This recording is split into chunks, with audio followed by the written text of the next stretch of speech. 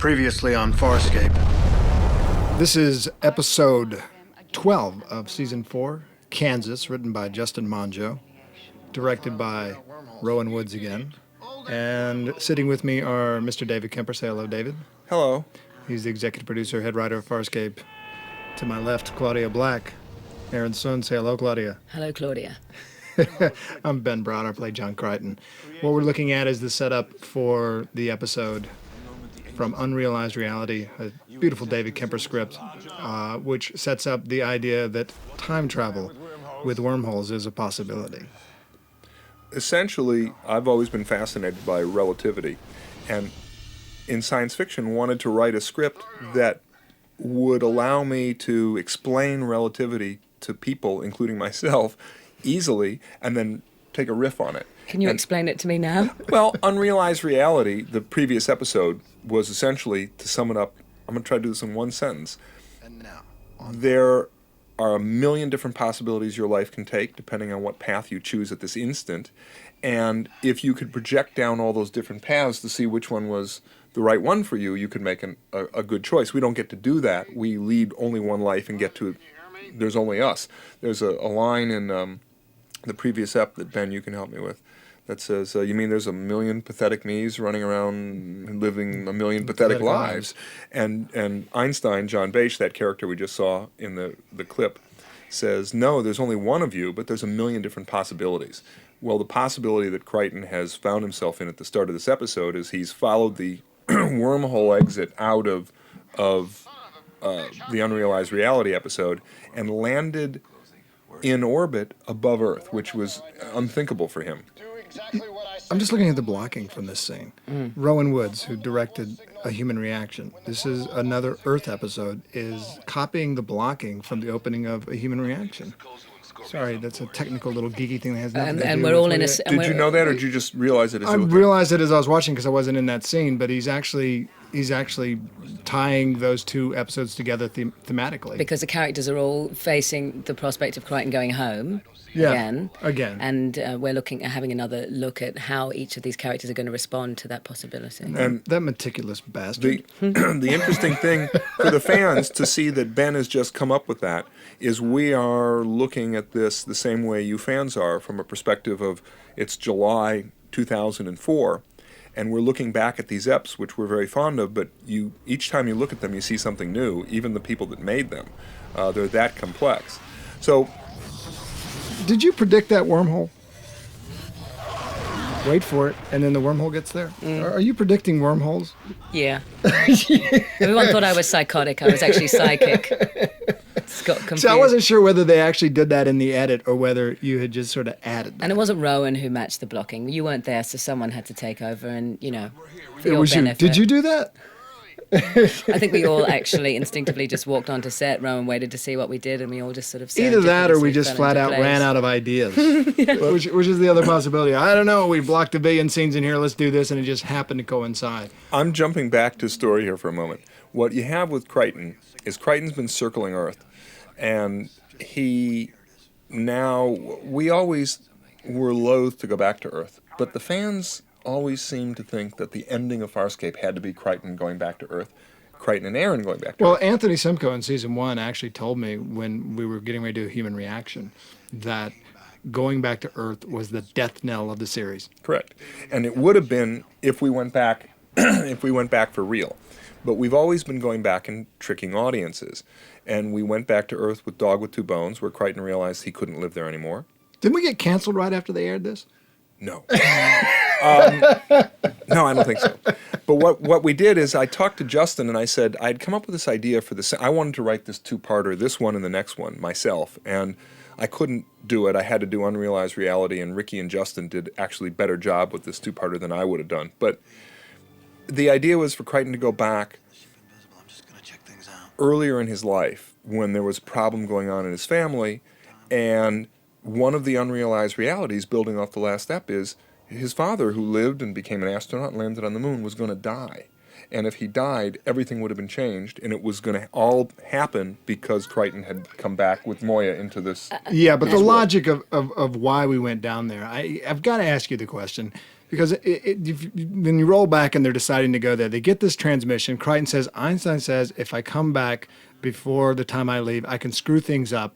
We got to get down there and check things out. Straight away and screw things up. I believe I will say that Rowan and Justin said, we'll fix that, don't worry.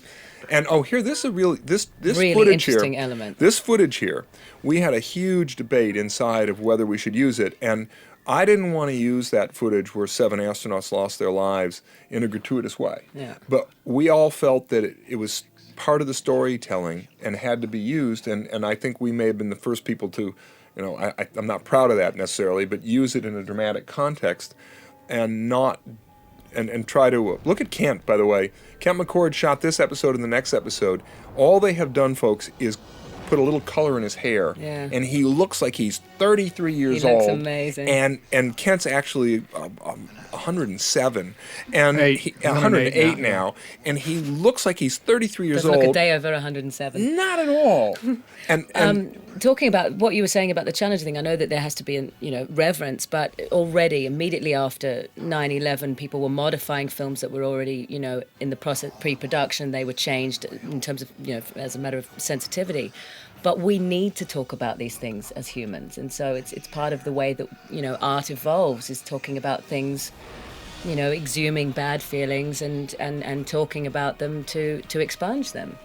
Well, this is a way of telling the story from Crichton's perspective. He also never talks about his mother, so this is a really interesting time for the rest of the Moya crew to see a part of him that he just keeps very closed inside himself. Well, this was the Moya crew. That you guys, the characters playing the people who are trapped in the house, got to finally see Earth. The audience had seen Crichton's fantasy of how you would react to Earth in Dog with Two Bones, but now you actually got to watch Sesame Street and learn English quickly. No, everyone else learned it quickly. Aaron was, a little bit well, behind the eight ball. and Dargo had a little problem too. Dargo definitely had a problem at the end of a.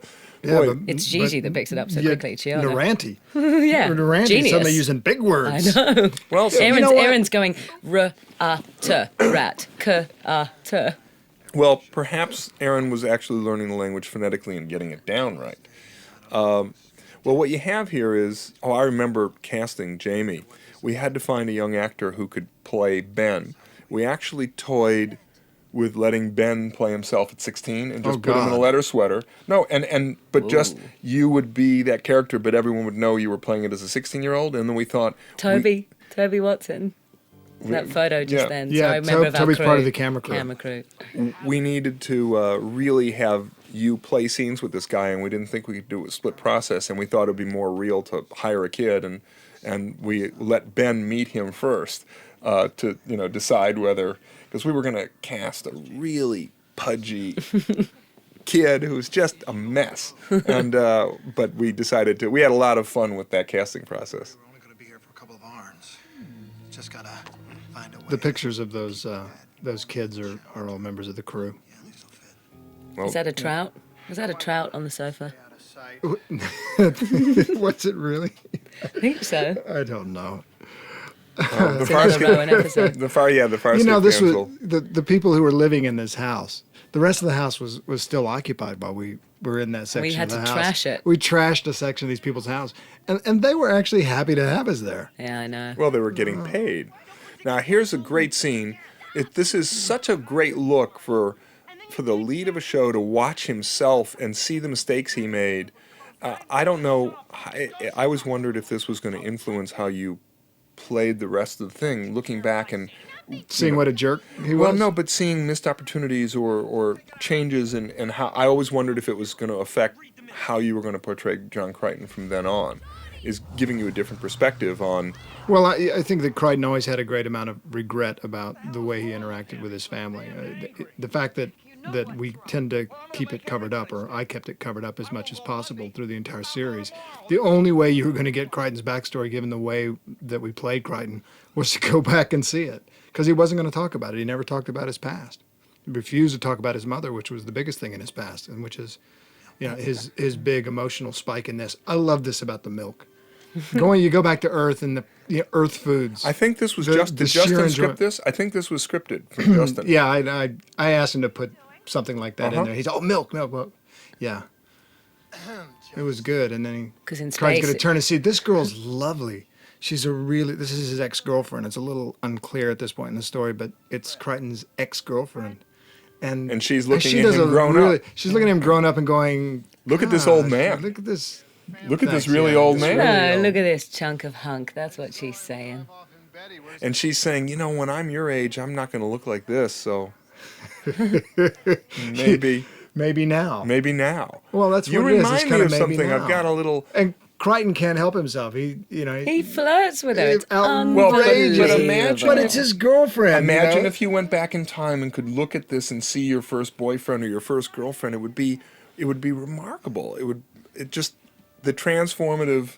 What you're? No. Well, we're looking at you. We want to hear about the first boyfriend actually. Yeah. Oh God. or any number. I of them. got dumped shortly after my HSC results arrived because I'd been panicking that I was going to HSC? fail higher school certificate. Oh. When you leave, it's like the SATs, and I got dumped shortly after that by this guy because my marks were higher than we thought they would be, and he thought I'd made a big fuss over nothing. Oh. It was nice. That's a good reason. I was to too dump somebody. smart, basically. I think. Wheel of fortune. Wheel. I believe, was it you guys? Whose idea was it to use the little girl? the Sesame Street? Well, they were hunting for footage, and I that's think, what we was it got. Rowan? And I saw it in the No, morning. but it was I somebody. said- It wasn't in the script. Somebody as homage to our producer and Brian Henson and the Jim Henson production company. Well, they wanted to have. That was the only sort of footage we were going to get, and I had a feeling that this was a way in for Aaron to relate to Crichton's world. Look at that smile. So- Look at that smile of Aaron on her. I said to the guys in sound, I said, can you do me a favour and play me the footage that they've got for today? Because I'm just going to sit myself like a little kid in front of the television and become totally ensconced. And when I realised it was the footage with the little girl, it was just a great moment for Erin to become competitive with the little girl. And you'll see later on when she says, what's Yeah. wrong with this girl? Yeah, She's an idiot. It's Now- not Cookie Monster. Ben, because did you talk to Jamie about how you guys were going to play this scene? Did you have, what went on that we wouldn't know about? Well, Because you're talking to yourself. You're talking yeah, to your it's, teenage it's, self it's here. one of those weird things. I mean, you carry on the normal actor conversations, and then Jamie would ask me things, and I would make suggestions, like him showing the middle finger. I said, just give him those three fingers and say, read the middle one. And he took on board my job, really. And he does well. I like this bit here where we talk about helping DK cheat on his SATs. It wasn't in the script. But Thank you I for wanted that. I wanted a proof of something that would shake him up, something that there's no way anybody could know. No one should know that. And so you needed a secret and something that the audience would also understand, knowing that his best friend was DK. So that the audience goes, oh, yeah, okay.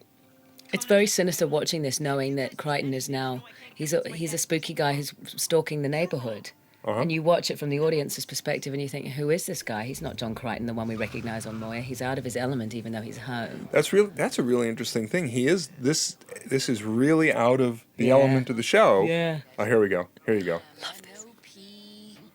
Q. Just a few of their words, just in case. Jenna has already told me a few words. Yes, no, bite me. That's all I need. This sequence there. This girl is slow. This girl is slow. Yeah. She talking to the TV screen. This scene and Gigi in the dress. This sequence, we were trying to figure out how best to have Dargo reveal himself after Naranti. What's coming up? When at the end of the act, blew the mist into the sheriff's face.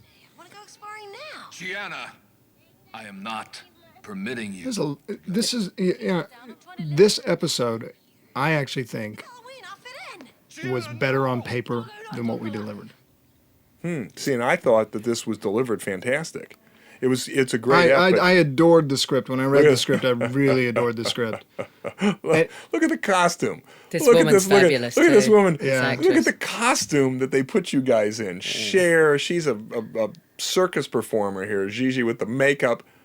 It's Halloween. That was one of the constructs in the story Right. to Well, that make was it the initial. acceptable. When I said to Justin, this was my favorite ep of the year. The previous year, Justin said he would come back if he could write this ep, is I said I want to put everyone on Earth on Halloween in 1970 because they can walk around on the streets. And we originally envisioned, them going to the supermarket, and of course the story changed as we went. But I thought on Halloween it's the one time that Dargo and Chiana could walk on the streets. Well, a little wink to Mr. Spielberg and E.T. as well. Peacekeeper marauders are approaching at maximum speed.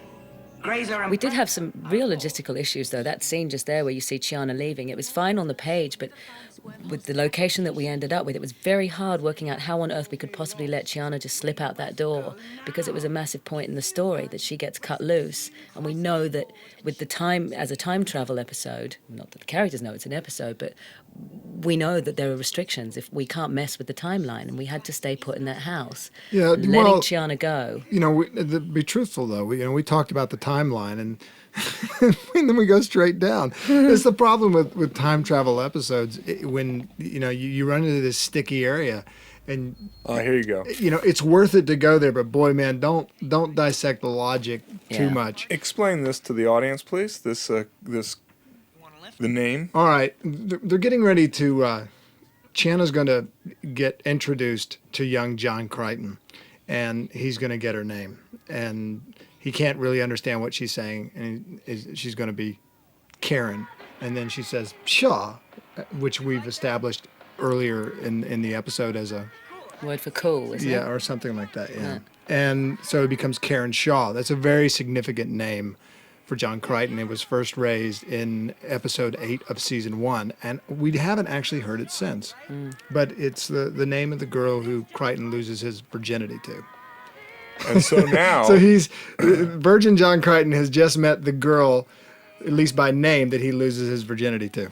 and of course, Chiana knows exactly who she's in the car with, and our little lusty wench is got designs on the boy, and the boy doesn't know, and of course Crichton will later on figure out.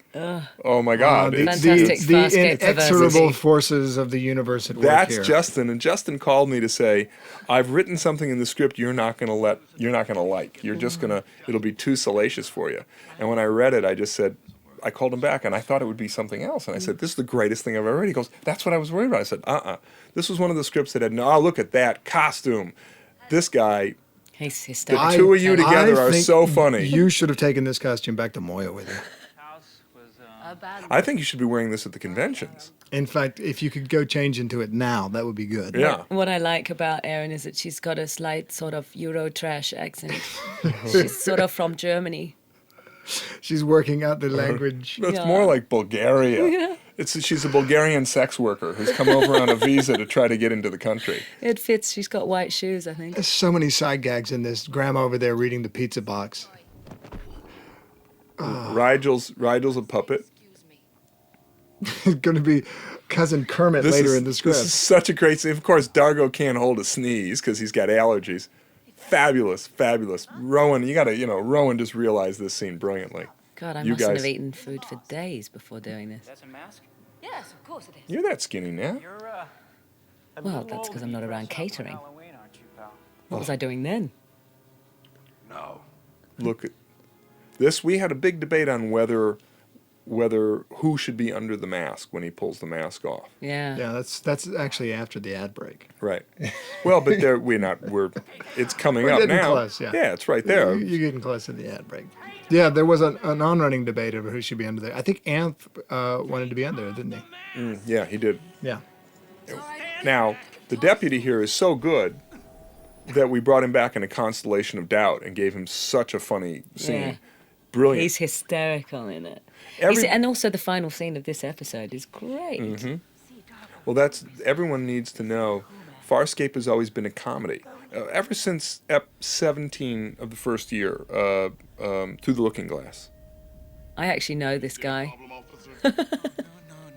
It was contextually really weird to This was see the him guy on the that day. this is the guy that broke up with you I right used after your to test yeah, scores. exactly. No, I used to see him out in nightclubs. It was so weird to see him there. It's like didn't correlate. This Is there a episode, problem, officer? so serious, and yet the whole series is really a comedy. Well, the minute you cast Anthony Simcoe, it was a foregone conclusion. Well, but now the thing that set us free comedy-wise was Could have through, cast Hugh Keys was Burns. Through the Looking Glass, when Ben had to portray Crichton as laughing gassed with Rigel, and you were nervous, and then you came up, looked at the dailies, remember that, and said, we can do comedy. Well, I was just worried about the puppet. Yeah, I thought you know. Crackers Don't Matter was hysterical. Well, but the first year is when everybody, when you guys did the pantomime and Through the Yeah. Looking Glass, that episode was the episode that, because I like to write funny, and this had been very serious up till then, and now it's a farce. It's But the farce other game. thing is that we're mixing very serious with comedy within a single episode, and we would do entire episodes that had some sort of semblance of tone, but we jumped from left to right rather quickly in terms of comedy and drama because we're going to get terribly serious here. Well, but I think that everybody who in our cast that performed and stayed was a comedian, and everyone knew how to play comedy, and the directors knew how to direct subtle comedy, and that to me was the strength of the show because it really worked. Now look at this. This is someone who didn't get a chance to say goodbye, missing his mom, and gets to go back and talk to her again. This is one of those great episodes that people who don't watch the series miss out on how rich this show is. Yeah, and the little layers. So when Rowan's coming back to do an episode, and there are things in the previous episode he's done with Ben. You know, Ben used to do this thing where he would put his thumb across his lower lip, and so we get her to, you know, they got it to echo that in this scene. It happens in this scene. Yeah, somewhere in there. I mean, but the amount of detail, and this is the great advantage to Constantly. having a director like Rowan, who was there from episode 5, season 1, all the way through, is that they're able to bring the detail, which makes it alive and makes it interesting and textured. Well, all of this, to put it in a big context, why would Crichton want to go home? He misses his dad. He would go see his mom's grave. There are things that he's not. Chocolate, you go back pick up a big load of chocolate. You bet, that'd be too.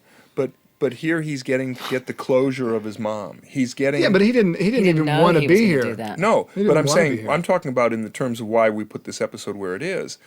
We knew when this episode was being shot that we were also doing a constellation of doubt, which would further cause Crichton to realize he could never go home. Started with Dog with Two Bones, came to this episode, constellation of doubt, sealed it, and then in the last episode of this season, which we've all done the commentary for, Bad Timing, he knows he has to close off Earth. I wanted him to be able to say goodbye to his planet, and so he had to go visit it. And it also served notice to all the fans who were so sure that the end of the series was Crichton going home.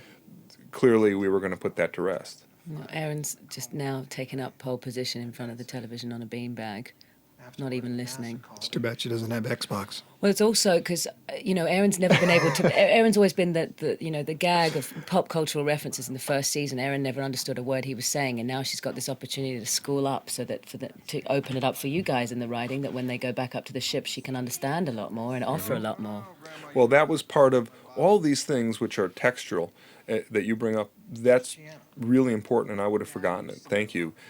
By getting Aaron up to speed, she becomes more appropriate as a partner for him. And she's showing been an learning, eagerness to learn now. and he's been learning all of her world for 4 years, and now she has a chance to match him in a way. Yeah, and of course, this would be the scene that Crichton kind of prepared to lose his virginity in, wouldn't it? Not yet. Not yet. But I was going to say, when was it Green-Eyed Monster? We brought in the first scene of Aaron learning to read because we needed something to be doing in the tag. Is that right? Yeah. And so, you know, we took a risk because we weren't sure if it was something that you'd like, but it was something that we just wanted to go out with on the episode. And you've tied it in, you've taken it, you've run with it, and now everyone speaks English better than Aaron. Absolutely. That was actually I got to say, I think that's an area where we dropped the ball in delivery. Where I think we could have that the element of people not understanding the aliens and them having to learn the language. I think we could have delivered better on the day. Yeah, but there were so many things. I mean, you can only mention things, you know, a couple of times, and everyone has to go off and do their thing. And we all raised it, and Yeah, I just it in a human reaction, it was handled sort of flawlessly.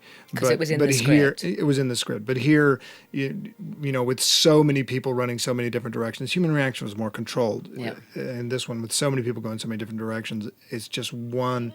You know, it's a little bobble. But you know, it's the little bobbles when I watch an episode that always bugged the hell out of me. You know, and it's a small detail, and in the larger context, it doesn't matter because, you know, the episode works. It works beautifully, and there's some really funny bits and some nice performances. But those little things are the things that, you know, from the level of the floor upward where we were working, you know, you want to get those details, every little detail right. And when you don't get one detail right, it's like looking at a painting and going, man, we really, you know, we just didn't get that section. Yeah, we didn't catch that tree in the background. No, It's just in the we background. didn't catch it. You know, we didn't catch it in a way that works with the whole piece. At least, you know. But having said that, there's some funny stuff in this thing. Well, look at this. Yeah. Look at Dargo beyond know, it's- I mean- giving the finger. There's this guy in a Halloween costume in a police car with the deputy cop in the unconscious back. Kidnapping a policeman. And he's saying, I can fly a spaceship, I can drive this And the vehicle. poor nosy neighbor. There were actually more scenes with her and her actually talking. Yeah. But they had, you know, they had to go so we could get in the B story up here.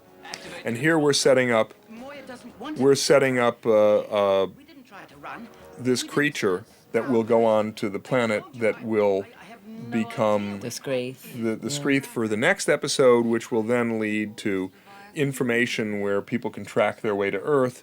It was all the textural stuff, and of course you now have Braca, who's pretending to be, to recap for the audience, pretending to be on the side of Greza when he in fact is still serving Scorpius. Then you're This puppet scene here, Mm-hmm. the puppet scene, the scene with Rigel, And hands on the critter. This I hadn't played a scene with Rigel in quite a long time. And when Justin wrote this scene, I said, "Great! I finally got something to do with Rigel again." Just a simple little scene with Rigel is a joy to play. I mean, look at him. He's like, "Sugar, give me more, Crichton." Well, this The originally- Rigel with a sugar addiction is just we a tried. killer. We wanted to do trick or treating, but we obviously couldn't dress up the whole neighborhood. It was way too expensive to go from house to house. And I wanted Rigel to go from house to house, and every time you cut back to him would be the cutaway. He'd have this big sack he was dragging along that was 300 pounds of candy, and he'd get to someone's door and he would snarl at them and take the whole bowl and dump it in the thing, you know, and have it. And Thank you. we brought it inside and gave him the sugar addiction inside, but. I was going to say, just in reference to what you were saying about the Screeth and setting that up, one of the things I love most about Fasrcape is you'd come to us and you'd say, I've got an idea for a story, this is what we're going to do.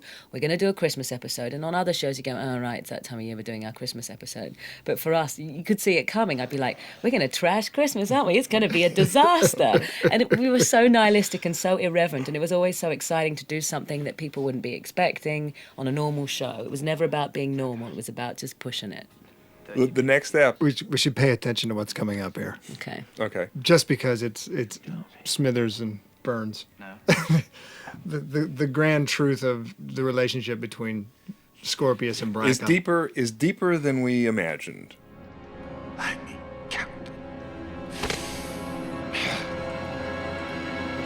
It's kind of like the Godfather kiss of death. If you ever betray me, we talked about that. I don't know. I think it's more intimate than a kiss on the lips. Really. I think it's like, you had me at hello. Yeah, exactly. Look at it, the hands on the face.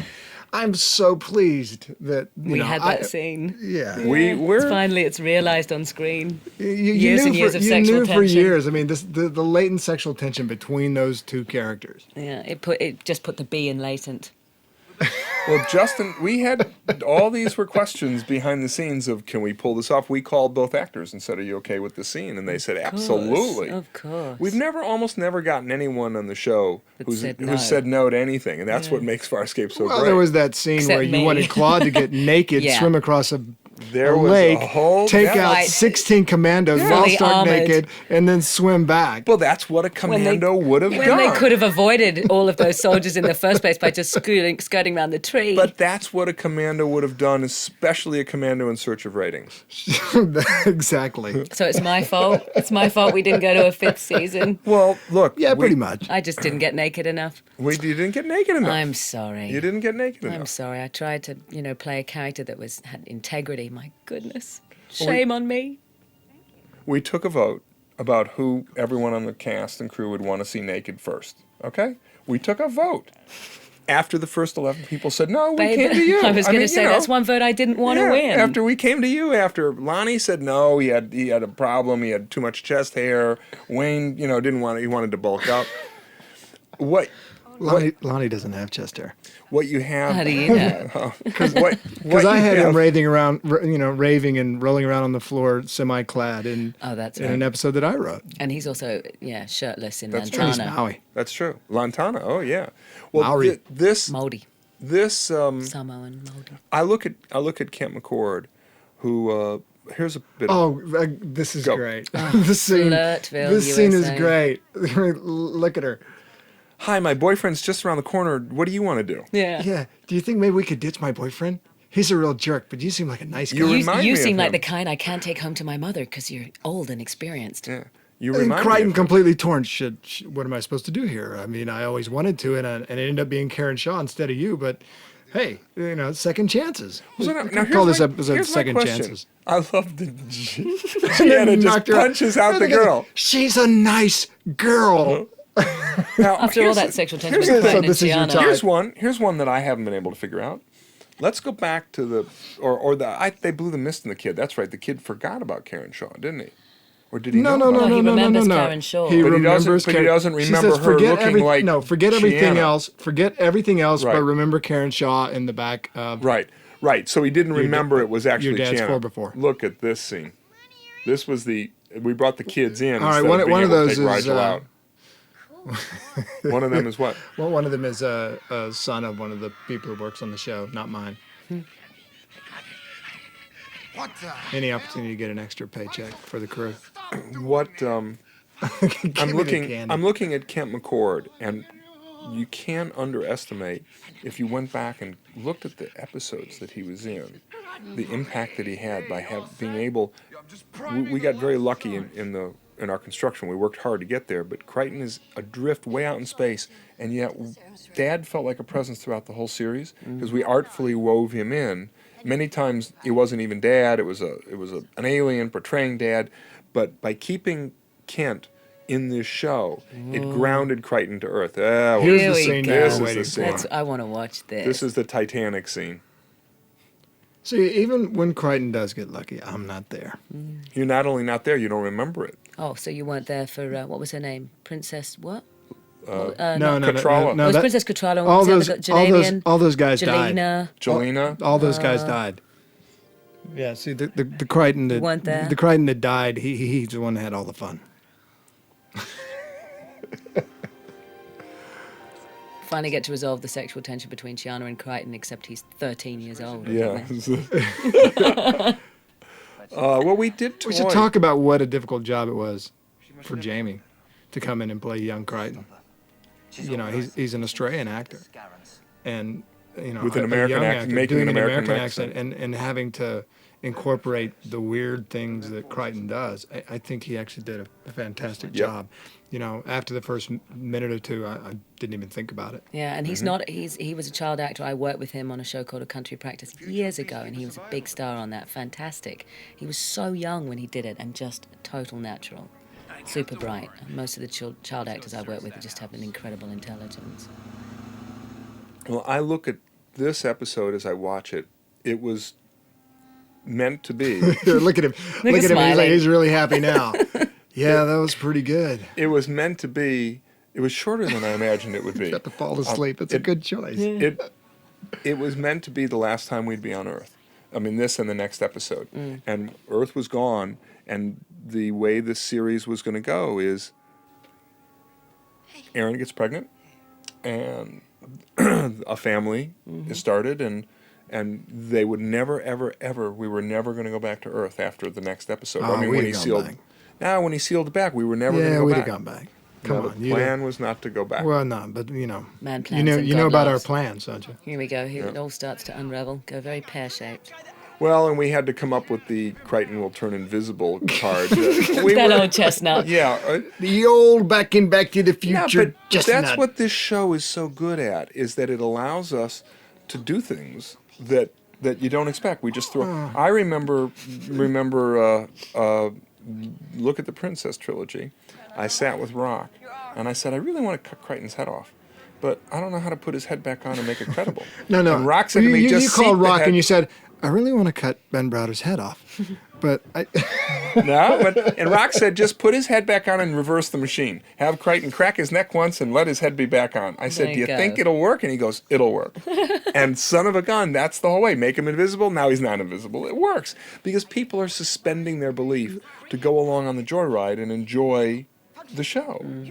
And this particular show, along with a lot of Rowans or Tilsey or everyone, Andrew Androkidis, Peter Yeah, Androkidis, but- who we never talk about Peter Androkidis enough, who is another one of our fantastic directors. did the next episode, if you watch the companion piece after this, Terra Terra Firma, yeah. And what you've got is, you've got the Rowan episodes like Won't Get Fooled Again. I'm sure you guys have done a commentary Here for is that. a really gross moment, sorry, that Jamie Croft had to do. Oh my gosh. Oh, Oh, look at Aaron's face. That's, oh my word. oh, man, I that couldn't watch really, that one. really is Melissa chewing yep. paste And spitting it into his paste into his mouth. Yeah. And he's supposed to be passed out, and I don't know Look- how he sort of... Let's talk about Melissa for 10 seconds, who Oh. plays Naranti right there.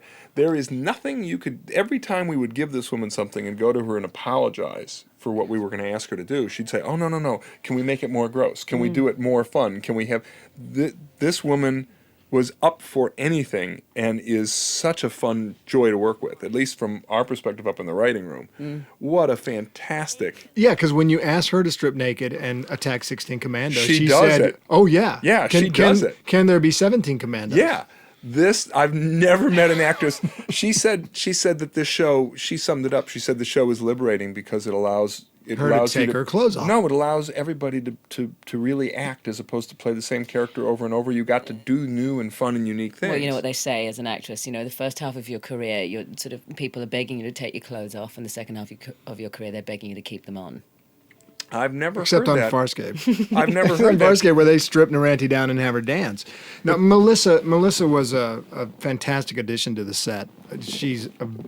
Sorry. Everybody move around. Get the Leather seat. seat. You know, they have really nice leather couches in Yeah. this place. We No, could actually, recommend that's- this for Claudia's an afternoon. wearing all leather. She came dressed like her character in Farscape, and when she moves, you can hear the leather creaking. And Ben and I are wearing blue jeans and shorts, and Claudia's dressed in No, black. it's because I'm going to do a bar mitzvah now as Aaron, and I just had to come in my are you- costume on the way. Is that This what is it's come this to? is her new day job. Yeah. Is that what it's come to? Yeah. You make bar mitzvah course. appearances as Aaron. Of The course. danger is when she starts doing brisses. And brisses. That's, Well, no, that's what yeah. I'm worried about.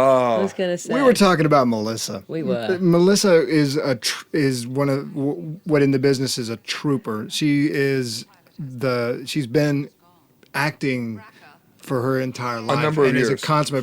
For her entire life. That's what On the she's stage. done. She was practically born on the stage. Yeah, she may have been born in the wings. I think at she's least. a total triple threat. I think she's a professional dancer and singer as well, I believe. Yeah, I mean, and she's sort of a consummate actress, and she comes in and she's wearing these god awful heavy prosthetics, and you never heard a single peep from her about anything being difficult. She was always happy to be there, and that's it's a tremendous thing to have around, as well as having her experience. You could go and you turned to her, and you didn't have to worry about whether she could handle it or not. She could handle anything that was given to her.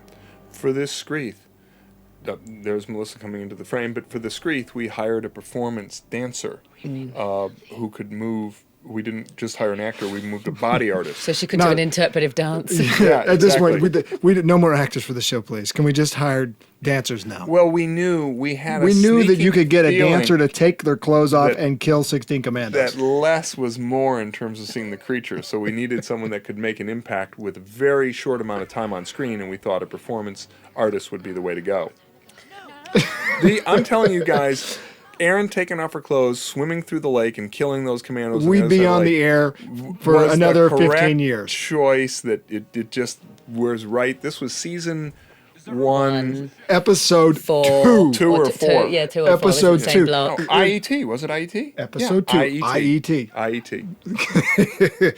Let's just establish a precedent that we can go back to. Now, Aaron likes to fight naked. what we Here we go. They have to reconstruct That's your next what show. the memory that John Crichton has with his father brought him out for a fire, and that's what stopped him going on the Challenger. You know, when Kent McCord heard this episode for the first time, he said, did you call me an old guy? Because I went running through. I'm like, hey, moves fast for an old guy. And he goes, what are you doing calling me an old guy? Now we got to get rid of this neighbor because she's been intervening too much. He bumps his head on that little lamp and he's out. Where we are in this episode, I'm trying to put it in context of the whole series. Crichton's gone back. It's really unrealized reality. It's what Einstein said in the previous ep. You go back before you were supposed to. Yeah, unrealized And realities entirely makes this episode possible. You've in a completely logical screwed sense. up the whole thing. Your young self is dying unconscious. Your father's hit his head and is about to get on a ship that's going to blow up and kill him. And you've got a complete disaster going on that you go back to different destinations. They have to correct the timeline, if you will. You want to see the height of narcissism? Oh. Watch this. The height of I kiss myself. I'm cute. That's perverse in too many ways to count. I don't know what I was He thinking. loses his virginity a second time in the same day to himself, That's which right. is what he was doing before Karen But he Shaw was came along. remembering Karen Shaw, but really he lost his virginity to himself in the back of a 4x. Yeah. They're going to have to clean this tape up so much. This one's going to need to be stripped down, sanitized. and Kids don't have the We patience to sit didn't and write watch a the commentary. episode. We didn't write this thing. We don't make- This came out of somebody else's twisted mind. not the kissing of self. I mean, I would have gotten you a mirror if I'd known. Do you want to wanted talk about that, that, David? Are you uncomfortable about that? Do you want to sit and talk about that for a minute? Talk to Justin. We'll get you a mirror. And the twist that we put on the end of this ep, because we're coming to it, is everyone thinks, Crichton and Aaron have righted the timeline. Love this. Jump off the wall Well, like a they cat. have. They've righted the timeline. That's kind of like Crouching Tiger, Hidden Dragon is what that looked like. I freaked out Russell Bacon. He wasn't expecting. He's like, "How did you land? You just jumped off the wall like a cat." I was like, "Yeah, cool." Well, there's this great look between Oh, father yeah, and this is son. Great. Look at this. I don't know who that handsome man is, but by God, he looks good in jeans. This is very attractive. So now what you have is Now as an everyone, adult, I see his power. everyone watching.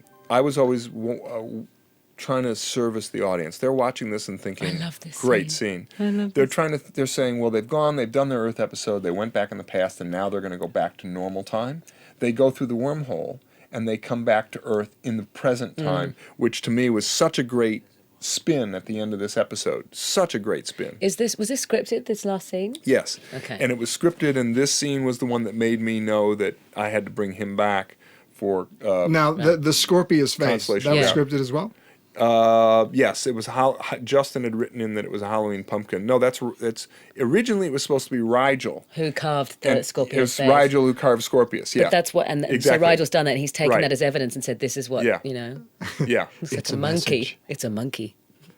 That's kinda Do you have a lucky to- license for that monkey?" and and Hey, are you gonna call another wormhole here? No.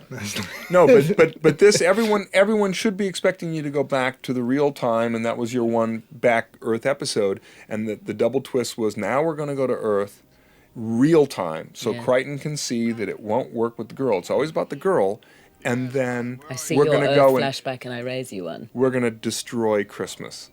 Originally, I'd wanted to have a nativity scene and Santa up on the roof, Yeah. the blinking Santa. Oh, and it was an destroyed. exploding And we Santa, couldn't- I know. And I wanted Frosty the Snowman on the front lawn, and we couldn't get snow because we shot this thing. We played it as was what Florida. And so I wanted snow, and I wanted Frosty to be on fire, and I wanted Santa's head to explode and the reindeer to fall off the roof. And I wanted the Frosty on fire running through the streets of New York. Yeah. every single thing It's been you can, done. every single thing you can do to destroy the. I It's think a that was Farscape the Christmas. Steak Puff Marshmallow Man, actually. Yeah. And this We is always used to have fights about who would be flying if it's a group scene and we're always in the transport pod or someone else's ship. It's like, well, I'm a pilot, so I'd be flying. But I would do this and in the other But it's episode, my I used to fly. ship. But I'm in control. But it's my story. ship. It was a good one for Anthony because genetically he was the only one that could really control the ship. now they're reunited with Moya. They're around Earth. And they come back onto Moya expecting that we're now going to end the episode and leave, and look what happens to this Holy poor guy. cow.